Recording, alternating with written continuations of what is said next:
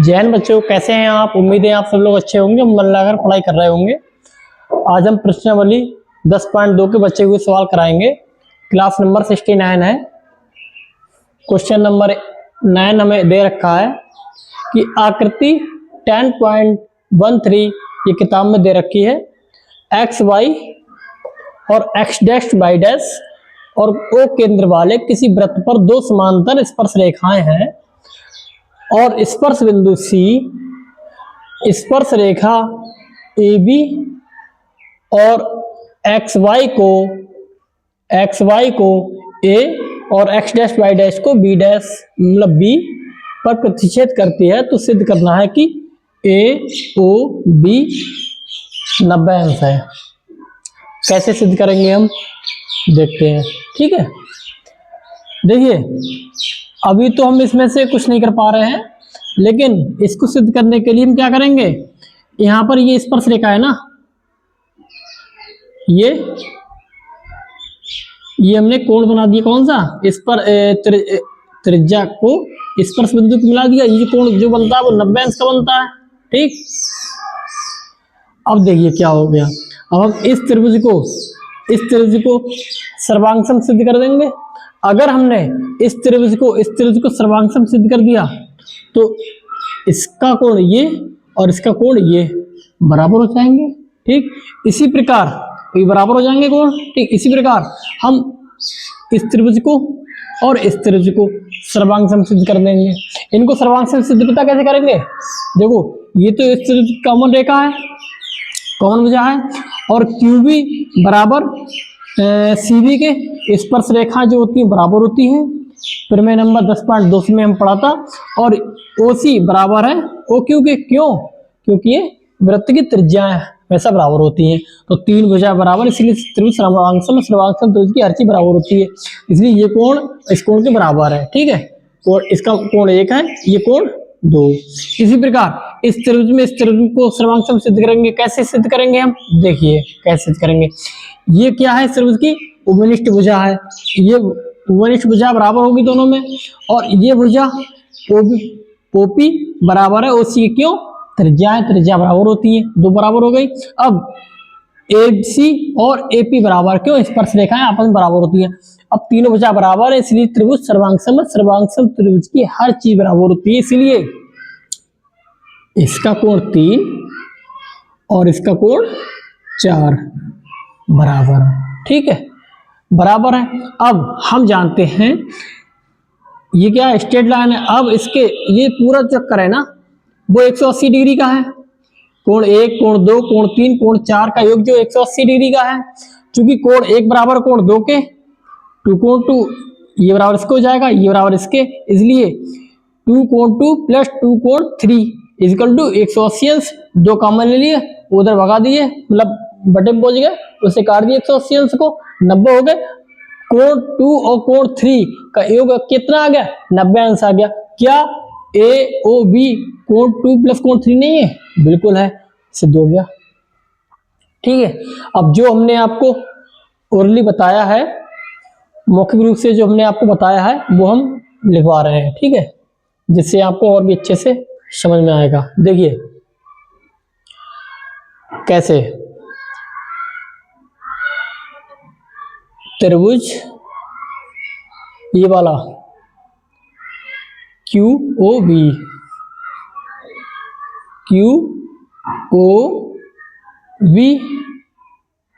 ये चीज सारी चीजें लिख लेना जो ज्ञात में है, ठीक है।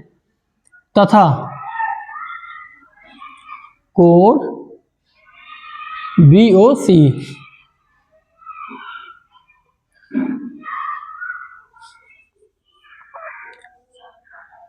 COB, ठीक।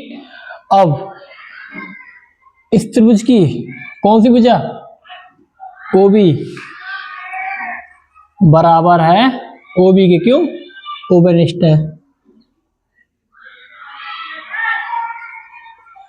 उभयनिष्ठ भुजा है। अब इसकी भुजा QB, इसकी भुजा BC के बराबर है, क्यू बी बराबर है बी सी। क्यों? परिमेय 10.2 से स्पर्श रेखाएं बराबर होती हैं। अब इस त्रिभुज में ओ क्यू बराबर है इस त्रिभुज में ओ सी के। क्यों बराबर है? क्योंकि ये वृत्त की त्रिज्या है, वृत्त की त्रिज्या की रेडियस है।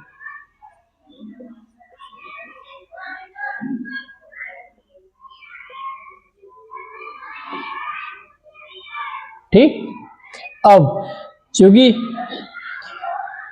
तीनों भुजा बराबर है इसलिए त्रिभुज क्यू ओ वी सर्वांगसम है त्रिभुज सी ओ बी के। सर्वांगसम त्रिभुज की हर चीज बराबर होती है, इसीलिए कोण 1 बराबर है कोण 2 के। ठीक, अब इसी प्रकार हम इसको सर्वांगसम सिद्ध कर देंगे, फिर 3 बराबर हो जाएगा 4 का। ठीक है, हम अब लिख देंगे इसी प्रकार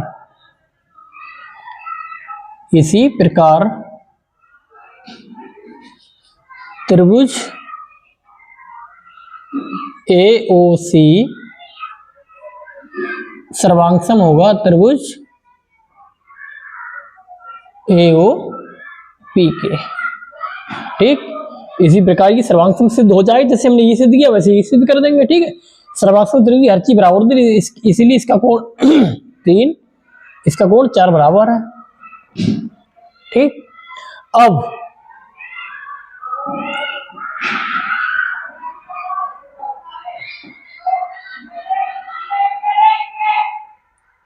कोण देखो, कोण क्यू ओ पी, कोण क्यू ओ पी का योग कितना है?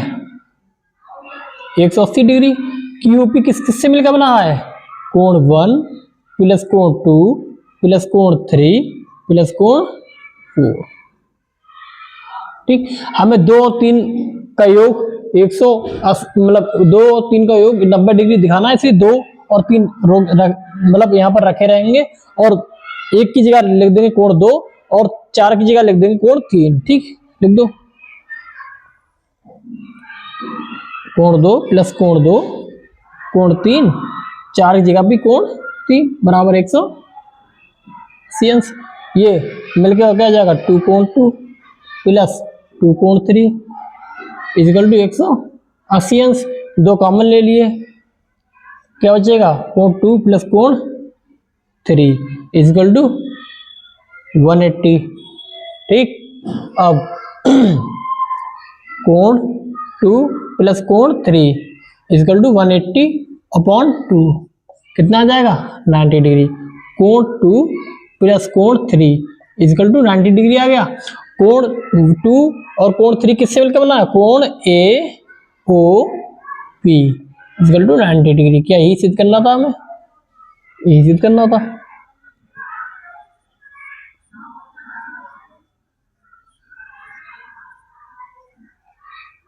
ठीक है, बहुत आसानी से हो गया। कर लेंगे ना? बिल्कुल कर लेंगे।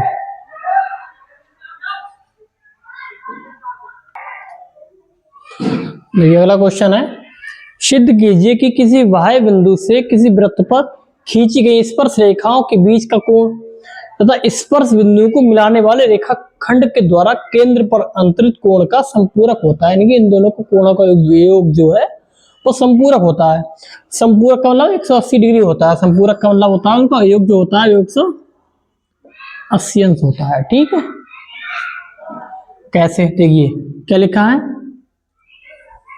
एक वृत्त है, वृत्त पर खींची गई स्पर्श रेखाएं हैं, स्पर्श रेखाओं के बीच का कोण और ये बिंदु P है, Q R। ठीक, केंद्र क्या है? O। हमें ये सिद्ध करना है कि इसको ये जो स्पर्श रेखाओं के बीच का कोण इसे मान ले रहे हैं 1 और स्पर्श बिंदुओं को केंद्र से मिलाने से जो बना कोण ये इसे मान ले रहे हैं 2। कोण 1 कोण 2 का योग 180 अंश होता है। ये हमें प्रूफ करना है, बहुत आसान है। देखिए ये केंद्र है, केंद्र से स्पर्श बिंदु पर खींची गई त्रिज्या स्पर्श रेखा पर लंबवत होती है, यानी कि ये 90 डिग्री, ये भी 90 डिग्री। ये चित्र पी क्यू ओ आर चतुर्भुज बन रहा है। चतुर्भुज के चारों कोणों का योग 360 अंश। कोण 1, 90, 2 और 90 का योग 360 अंश। ये जोड़ के 180 अंश। उधर पहुंच जाएंगे, 360 में से 180 घटा देंगे तो कोण 1 और 2 का योग 180 अंश आ जाएगा। बहुत सिंपल है। ठीक, कैसे करेंगे? सबसे पहले ज्ञात में लिख देंगे, ये वृत्त है, वृत्त पर खींची गई स्पर्श रेखाएं लिख देंगे हम, ज्ञात है मैं। ठीक है, वृत्त, एक वृत्त है जिसका केंद्र O है और रेडियस R होती है। ठीक, और उसमें क्या है कि PQ व PR स्पर्श रेखाएं हैं। ठीक है, सिद्ध करना है। उसमें भी सारी चीजें लिख लेना, उसमें लिखने में मैं ध्यान नहीं रहा क्योंकि वहां पे लिखा हुआ था 90 अंश। ठीक है, ये सारी चीजें जब क्वेश्चन को हल करते हैं तो ये फॉर्मेशन होता है, इससे हमारे नंबर नहीं कटते हैं बोर्ड में। ठीक है, क्या है, कोण 1 प्लस कोण 2 का योग कितना है, 180 डिग्री। ठीक, हल देखिए,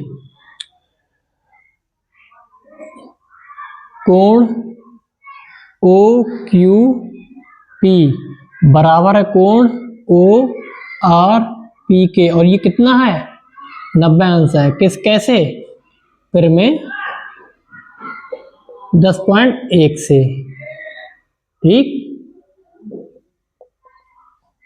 अब चतुर्भुज पी क्यू ओ आर में इनका योग 360 डिग्री होता है, इसलिए कोण 1 प्लस कोण ओ क्यू पी प्लस कोण 2 प्लस कोण ओ आर पी कितना हो गया, 360 डिग्री। कोण 1 प्लस कोण ये 90 डिग्री प्लस कोण 2 ये भी 90 डिग्री इक्वल टू 360 डिग्री। इन्हें जोड़ देंगे, कोण 1 प्लस कोण 2 प्लस 180 डिग्री 90। ठीक, इक्वल टू 360 डिग्री। कोण 1 प्लस कोण 2 इक्वल टू 360 माइनस 180 कितना आ गया, 180। कोण 1 प्लस कोण 2 कितना आ गया, 180। यही प्रूफ करना था। बहुत आसान सवाल है ये। ठीक है, अगला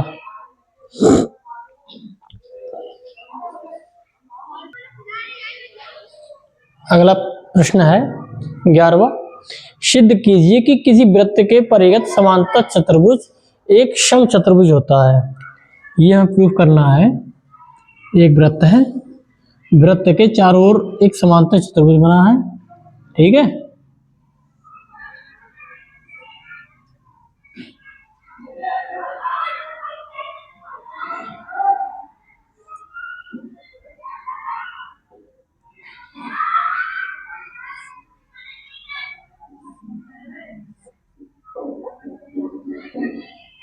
ठीक है, ये हमारा समांतर चतुर्भुज बन गया।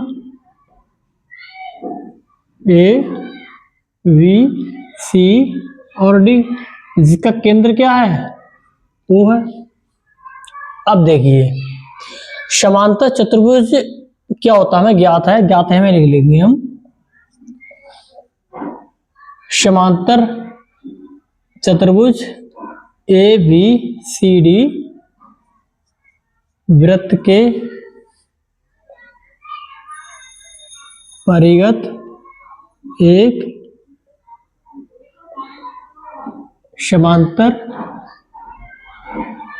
चतुर्भुज है। अब देखिए, समांतर चतुर्भुज क्या होता है, देखो वर्ग भी समांतर चतुर्भुज होता है, आयत भी समांतर चतुर्भुज होता है, समचतुर्भुज समांतर चतुर्भुज होता है। समांतर चतुर्भुज की विशेषता क्या होती है?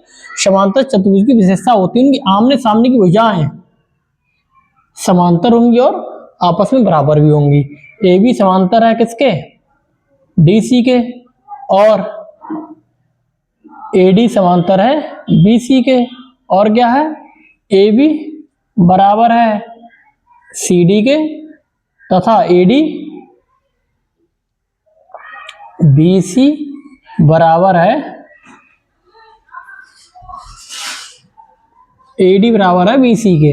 ठीक, ये समांतर चतुर्भुज की विशेषता है। और हमको प्रूफ करना है कि समचतुर्भुज है।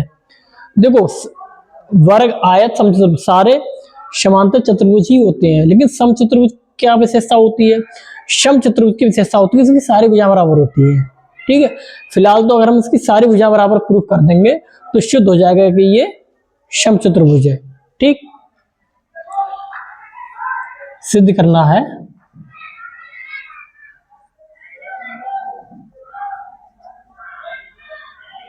चतुर्भुज ए बी सी डी एक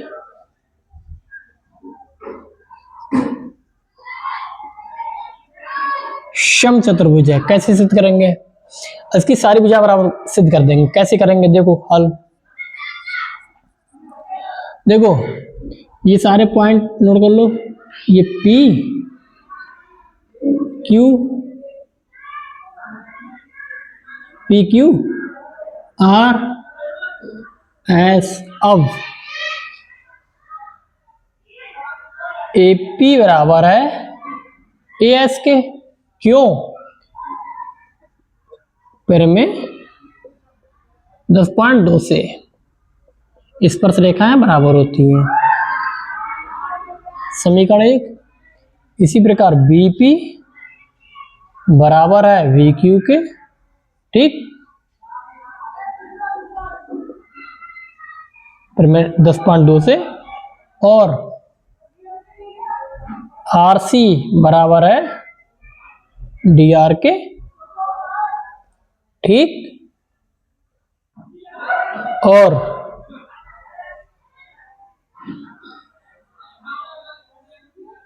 DS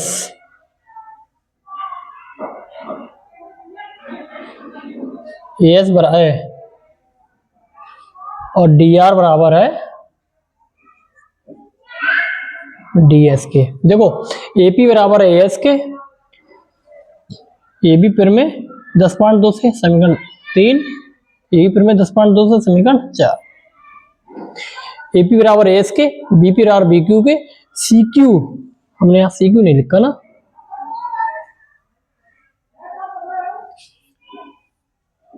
CQ बराबर है CR के, और DR बराबर है DS के।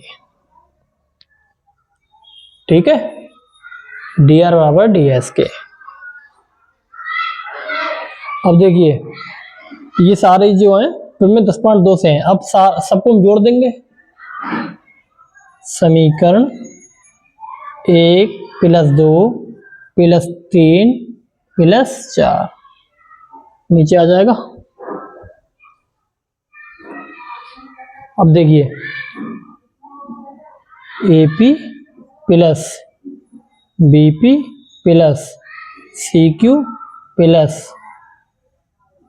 DR = AS + BQ + CR + DS आ गया। अब देखिए AP + BP मिलकर क्या हो गया? AB। ठीक है, इसको हम इधर लिख ले रहे हैं। AP + BP मिलकर क्या हो गया? AB।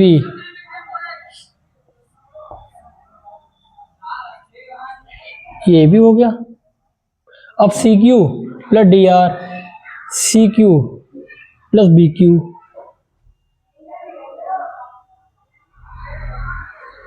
CR बराबर है ये, ऐसे करेंगे। CR बराबर है DR के। ठीक है,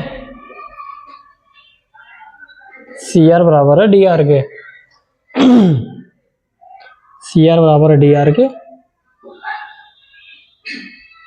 तो कौन सी रहेगी, D are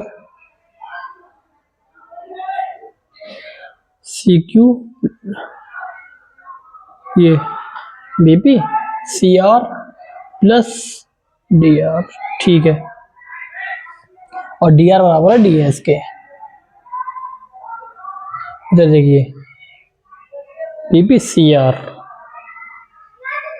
plus D R, C R बराबर है डी आर के, ये ठीक है, वो क्रम से सजाना पड़ता है बस।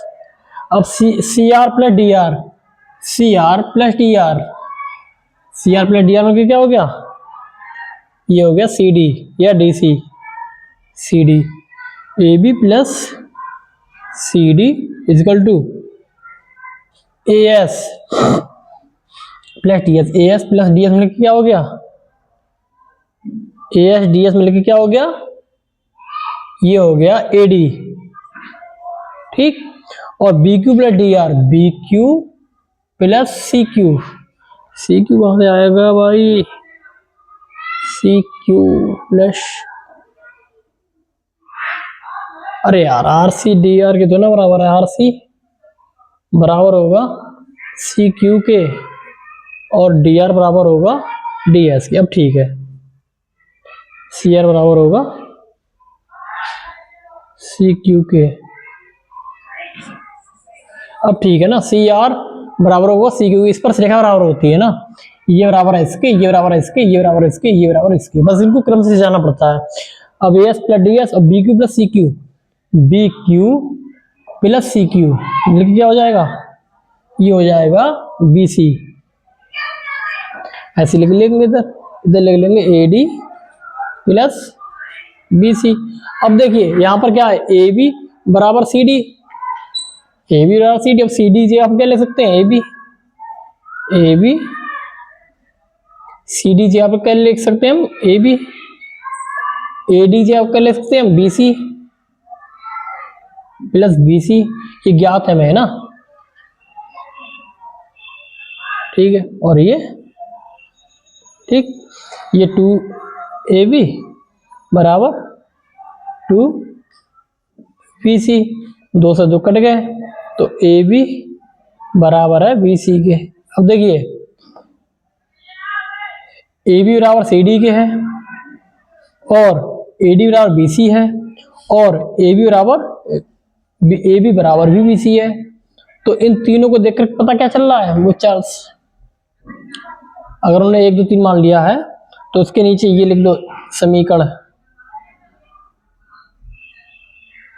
इसे मान लो समीकरण 5, ये 6 और ये 7, समीकरण 5 6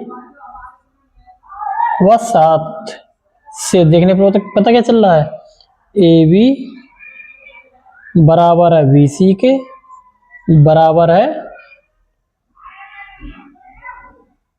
ए बी बराबर है बी सी के, और ये सी डी के भी बराबर है और ये ए डी के भी बराबर है, यानी कि चारों भुजाएं जब बराबर आ गई तो ये क्या सिद्ध हो गया कि ये समचतुर्भुज है, कि ये समचतुर्भुज, समचतुर्भुज की ये सिद्ध करना समचतुर्भुज है। समचतुर्भुज का मतलब होता है ए बी बराबर बी सी, ए बी बराबर बी सी बराबर सी डी बराबर ए डी, ये सिद्ध करना था, ये सिद्ध हो गया, ठीक है।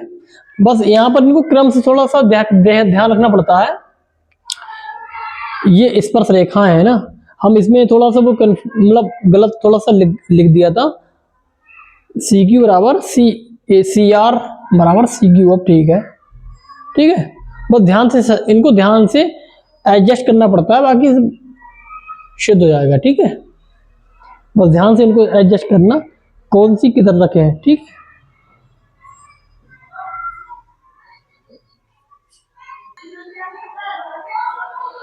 देखिए अगला सवाल है 12वां 4 सेंटीमीटर त्रिज्या वाले एक वृत्त के परिघत एक त्रिभुज ABC इस प्रकार है कि रेखाखंड BD व DC जो BC के द्वारा विभाजित हैं, मतलब D बिंदु द्वारा BC विभाजित है, और लंबाई इनकी 8 सेंटीमीटर, किसकी, BD की 8 सेंटीमीटर और CD की 6 सेंटीमीटर है। तो भुजाएं AB व AC ज्ञात करो। ठीक है, ये ज्ञात करना है। अब देखिए, इससे हम इसको मिला देंगे स्पर्श बिंदु को, ठीक, और इससे हम इस रेखा को स्पर्श बिंदु मिला देंगे। ये मिला देंगे तो ये 90 डिग्री का हो जाएगा, ये भी 90 डिग्री का हो जाएगा। ये भी 4 सेंटीमीटर और ये भी 4 सेंटीमीटर। ये बिंदु मान लो PQ।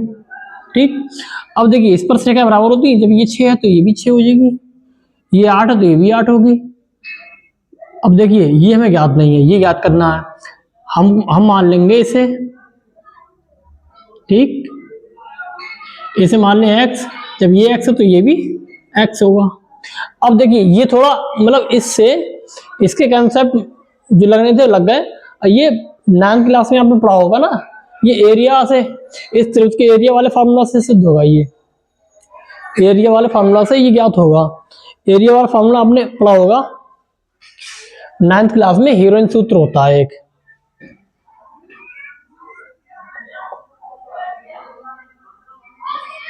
हीरोइन सूत्र क्या होता है? वो होता है अंडर रूट, हीरोइन का सूत्र क्या होता है? ये त्रिभुज का क्षेत्रफल निकालने के लिए होता है। ठीक है, त्रिभुज का क्षेत्रफल निकालने का हीरोइन सूत्र होता है। वो क्या होता है? वो होता है under root S into S minus A into S minus B into S minus C।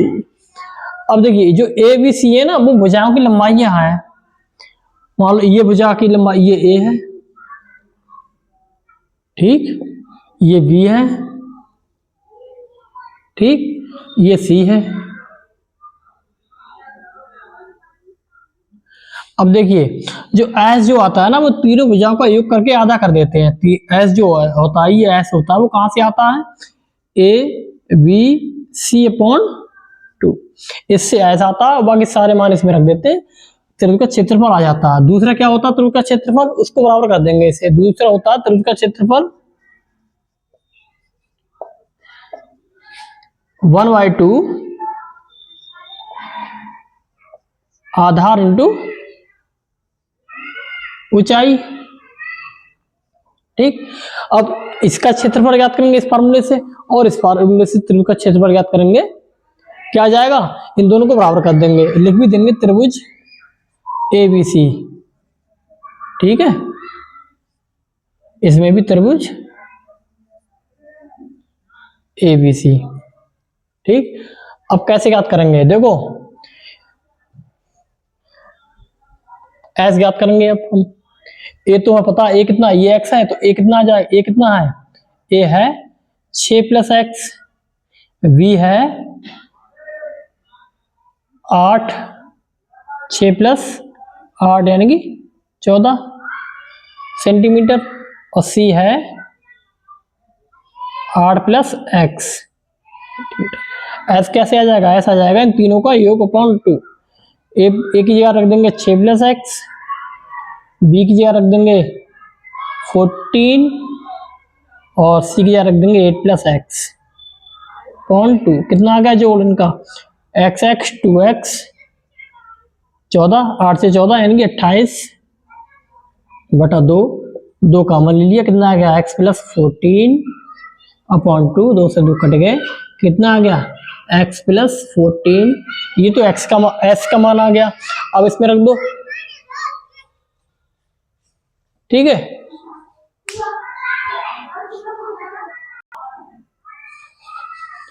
अब देखिए पहले हम इससे एरिया निकाल लेंगे। ठीक है, अब ये सारी चीजें हम यहाँ पर ऊपर नोट कर दे रहे हैं कहीं पे, सारी चीजें वैसे आ गई हैं। ये लेना था। अब इसमें एक बार रख दें, उसके बाद मिटा देंगे। अब ये मिटा दे रहे हैं हम, ठीक है, ये भी मिटा दे रहे हैं, ये भी मिटा दे रहे हैं। इसमें सारे मान रख दो।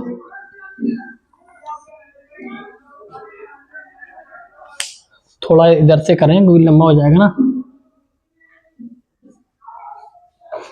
ये यहां से लिख रहे हैं हम। एस का मान कितना है, x प्लस 14, ठीक, into S X plus 14 minus A का मान कितना है 6 प्लस एक्स, इंटू ब्रैकेट के अंदर है एस का मान है x माइनस 14, बी का मान कितना है 14, ठीक, एस का मान कितना है x प्लस 14 माइनस सी का मान कितना है, सी का मान 8 प्लस एक्स, पूरे के ऊपर अंडर रूट, ठीक। नीचे का सब कुछ मिटा दे रहे हैं।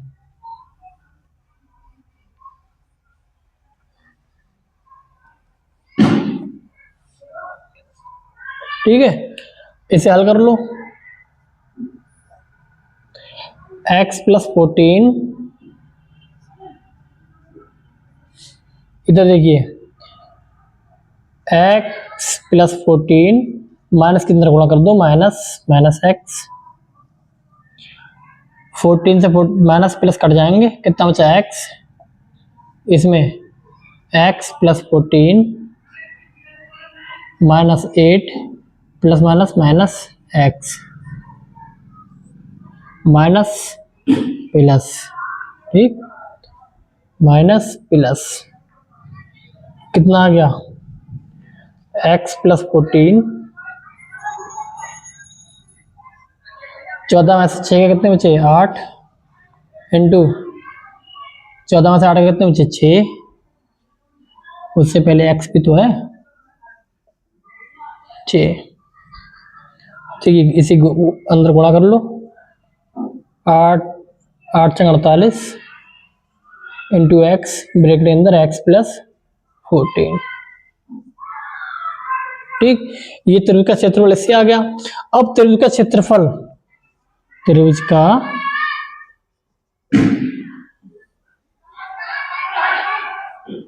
इससे आ गया, ये वाला मिटा देना ऊपर, ठीक है, ये ऊपर मिटा देना इतना,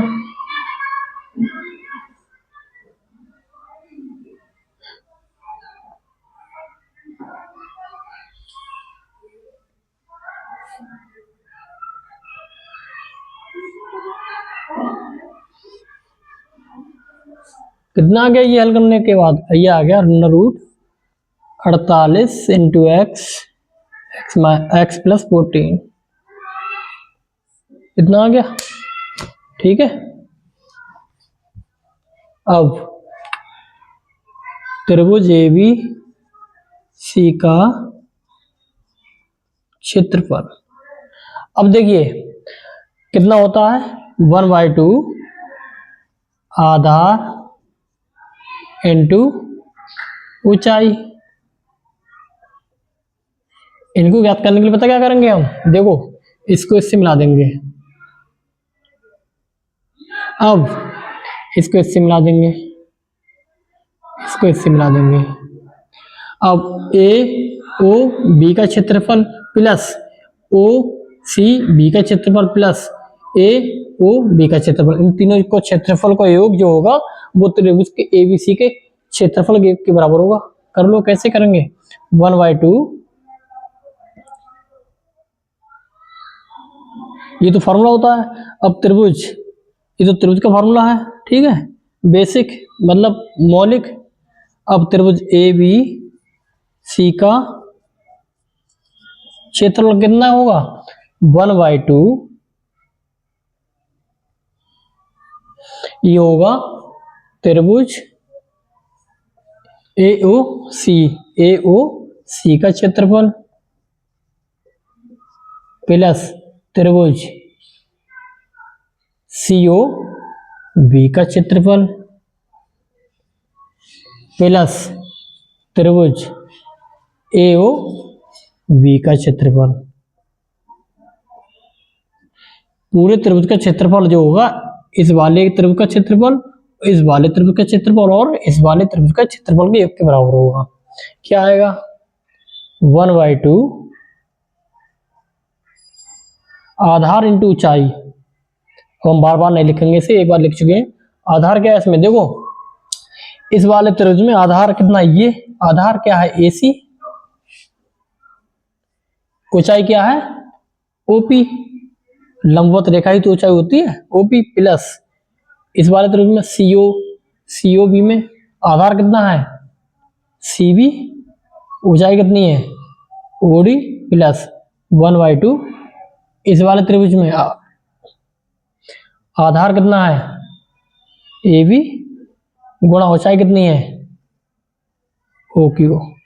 ठीक, अब इसमें लगा तो 1/2,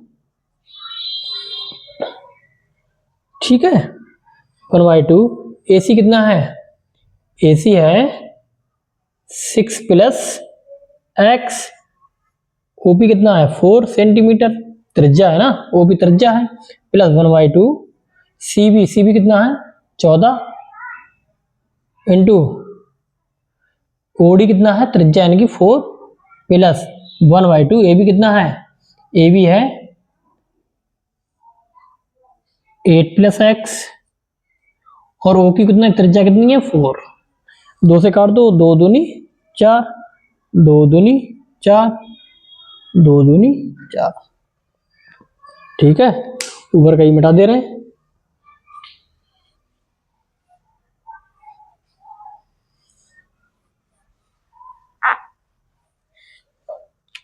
कितना आ गया ये?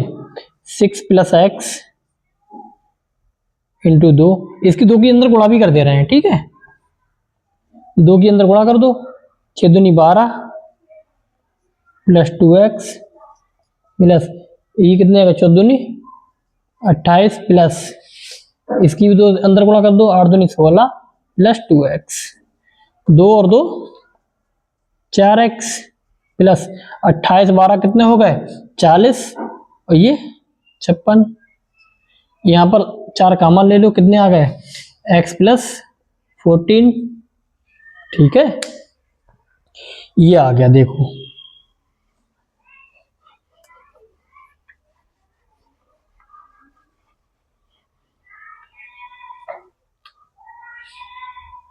वन बाई टू त्रिभुज का क्षेत्रफल 1/2 आधार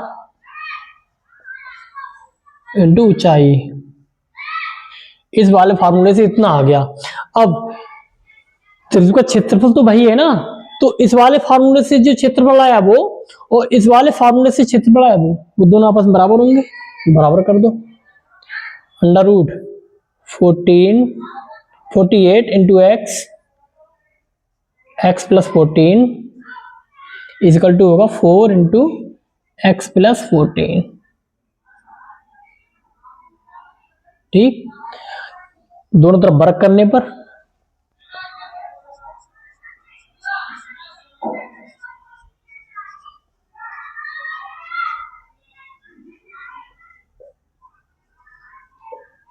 ठीक है, वर्ग करने पर क्या आ जाएगा?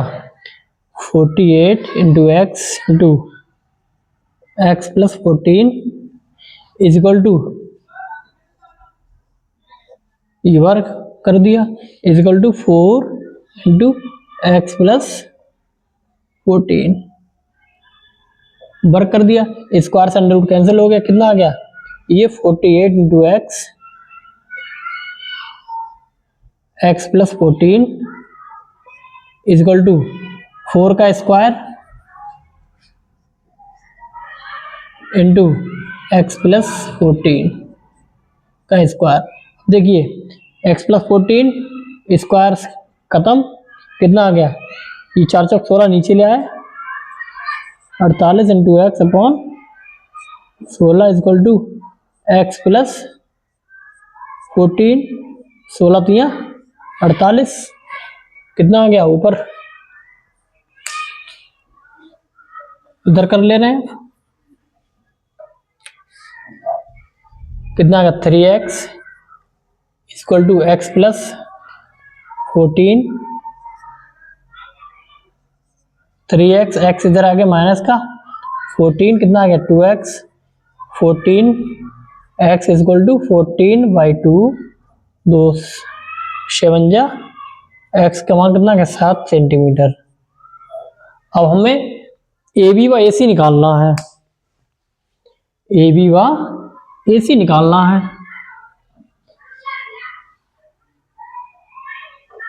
ए बी कितना है, ए बी है 8 प्लस एक्स, 8x का मान 7 आया, 8 7 15 सेंटीमीटर। ए सी कितना आया 6 प्लस एक्स, ठीक है 6 प्लस 7, एक्स का मान 7 आया ना, कितना का 13 सेंटीमीटर। ये आंसर है। सवाल लंबा हो गया, बस ये है इसमें बेसिक क्या चीज है, बाकी इसी जो चैप्टर की सारी चीजें लगाई गई हैं। उसके बाद केवल ये जो फॉर्मूला है वो 9th का क्लास का लगाया हुआ, त्रिभुज का क्षेत्रफल से ही हल हो सकता है ये, ठीक है। त्रिभुज का क्षेत्रफल दो तरीके से लगा लिया, निकाल लिया और उनको बराबर कर लिया, आंसर आ गया, ठीक।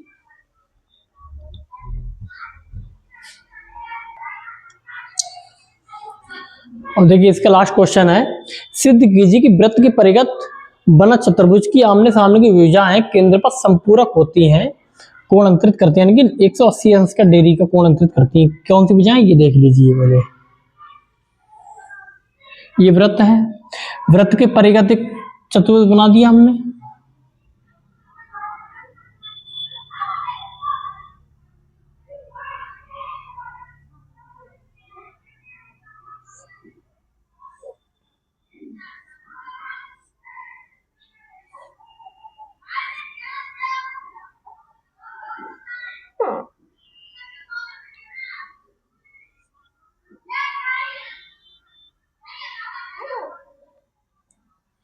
ए बी सी बड़ी। अब देखिए आमने सामने की भुजाएं जो होती हैं वो केंद्र पर ये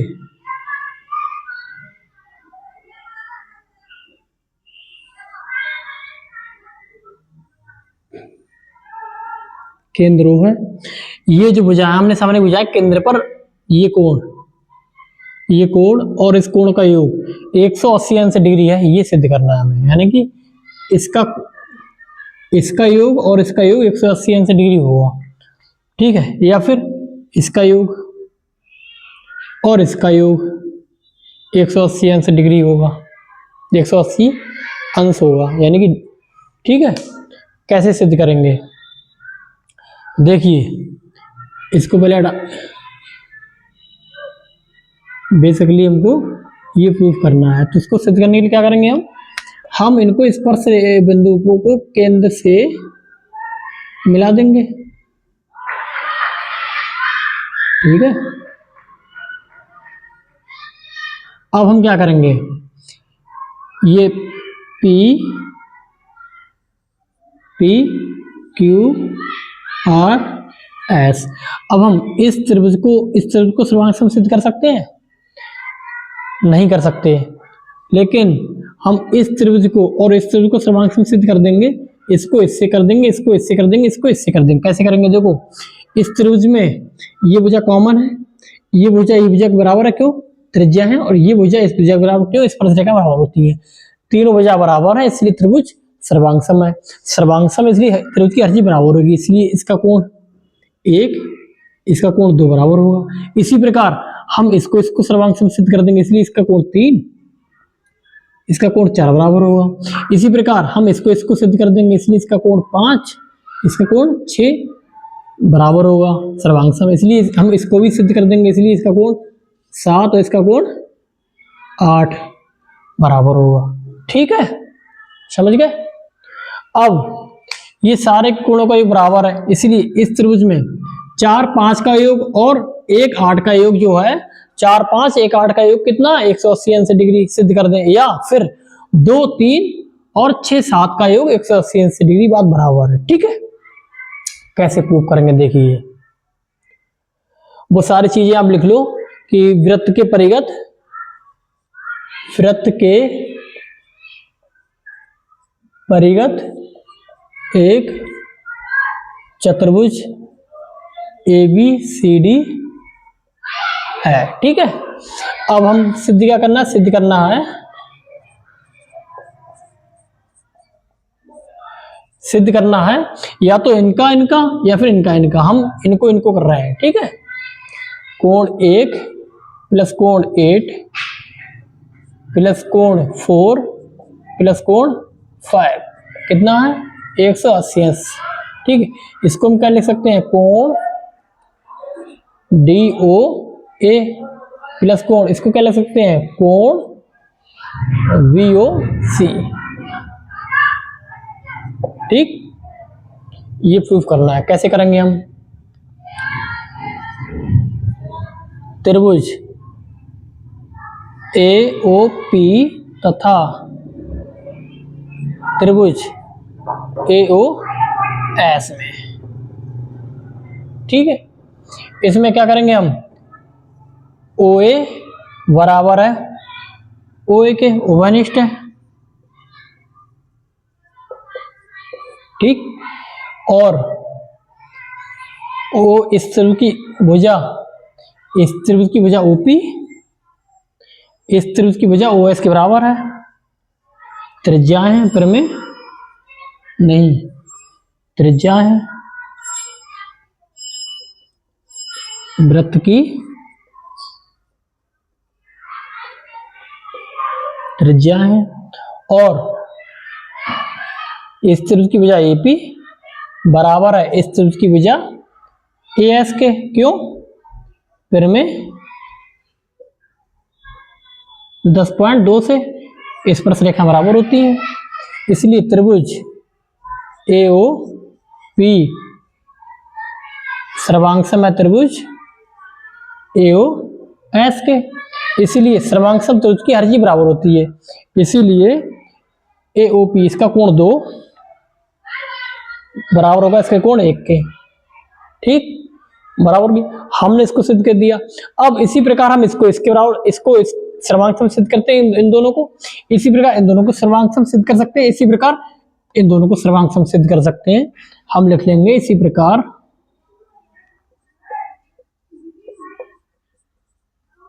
और सर्वांगसम त्रिभुज की हर चीज बराबर होती है।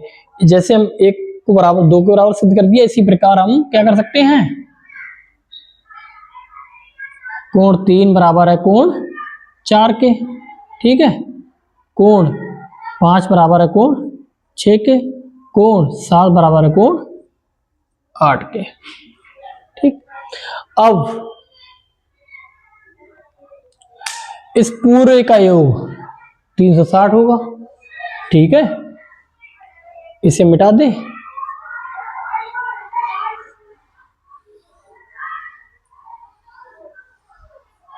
पूरे का योग यानी कि कोण 1 प्लस कोण 2 प्लस कोण 3 प्लस कोण 4 प्लस कोण 5 प्लस कोण 6 प्लस कोण 7 प्लस कोण 8 का योग कितना है 360 अंश।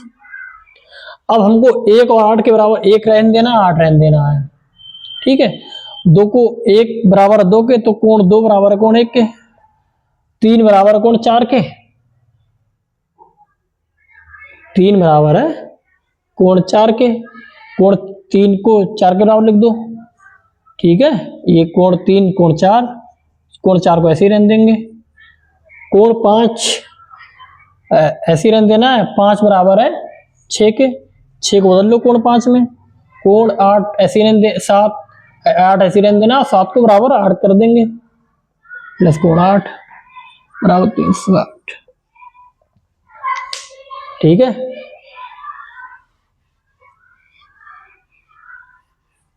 अब 2 कोण 1 प्लस 2 कोण 4 प्लस 2 कोण 5 प्लस 2 कोण 1 4 5 और 8, 2 कोण 8 इजिकल टू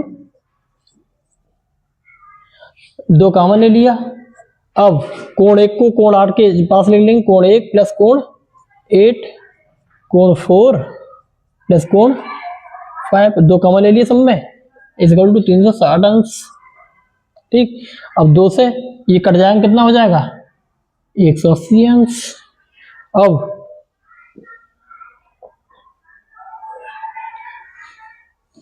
कोण 1 प्लस कोण 8 कोण 4 प्लस कोण 5 कितना आएगा 180। अब कोण 1 और 8 कितना आ गया, कोण डीओ ए, कोण या तो फिर ऐसे लिखते हैं डीओ ए प्लस कोण 4 और 5 क्या है, कोण बीओ सी, कोण बीओ सी। ठीक है, या इसको क्रम जब यहां से ले रहे हैं तो इसको भी क्रम ऐसे ही ले रहे हैं। ठीक है, इसको लिख देंगे कोण ए ओ डी प्लस कोण बी ओ सी 180, यही सिद्ध करना था, एक ही बात है। इसको भी ऐसे लिख दो, ये और ये डी एक ही कोण है, वो एक ही कोण है। ठीक है, ये एक ही कोण है, यही सिद्ध करना था। अब इसको भी इसको बराबर सिद्ध कर सकते हैं, उसमें आप अपने अनुसार चेंज करके देख लेना। बेसिकली हमें ये दिखाना है इन दो, इसका योग और इसका योग 180 अंश होता है, इसका योग और इसका योग 180 अंश होता है। ठीक है, ठीक है, ये इसका योग 180 अंश और इसका योग 180 अंश, ये हमें सिद्ध करना है। ठीक, वो हम कर चुके हैं। ठीक, और हमारी प्रश्नावली कंप्लीट हो गई है, आप अच्छे से समझ गए होंगे, पूरी उम्मीद कर रहे हैं। अगर नहीं समझे तो दोबारा देखना, हमने बहुत अच्छे ढंग से समझाया, इतना सरल तरीके से शायद ही कोई समझाए। बहुत कोशिश करिए कि आपको सरल से सरल तरीके से समझाएं। ठीक, आगे भी ऐसे ही करते रहेंगे हम।